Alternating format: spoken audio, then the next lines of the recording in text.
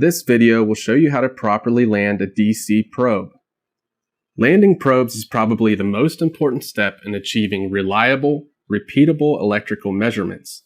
Too little contact pressure will result in unstable measurements, but too much could damage the probe or sample under test. A typical DC probe has a needle-style tip that is landed on the sample, where the signal transfers directly to the probe tip via the center conductor of a coaxial cable, with no mechanism for blocking heat flowing with the electrical signal to the sample. A Lakeshore ZN50R DC probe is different in that it is designed in a way that transitions the signal from the signal cable to a temperature-stable ceramic blade that is cooled by the probe mount prior to transitioning to the probe tip. For general-purpose DC measurements, the backside of the ZN50 blade is grounded, and for high-impedance DC measurements that require a guard voltage, the backside of the ZN50 blade is driven by the guard voltage.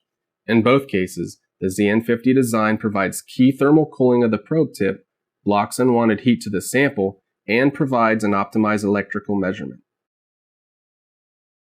Though the two styles of probe look different, the procedure for landing either style tip on a sample is the same, and the procedure that follows will apply to both. Consult your manufacturer's user's manual in the case of any concerns or questions. In Step 1, we will ensure the probe is visible through the viewport on the vacuum chamber, and then use the Z-axis micrometer to raise all probes above the sample stage enough to clear the sample landing pad. While visually observing through the vacuum chamber viewport, use the X-axis hand dial and Y-axis micrometers to position the probe tips over the sample landing pad.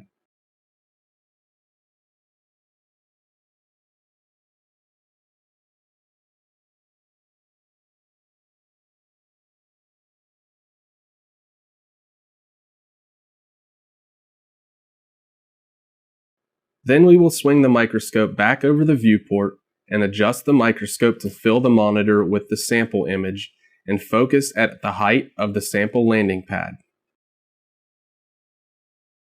Use the Z-axis micrometer or Z-axis adjustment to lower the probe tip until the tip begins to come into focus.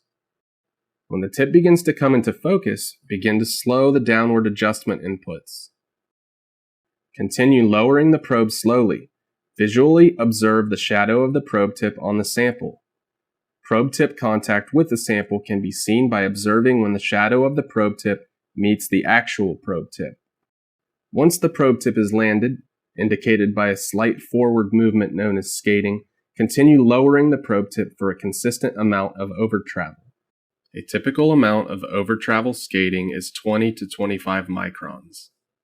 You can gauge the amount of overtravel by knowing the dimensions of the landing pad or another feature of known size on the sample.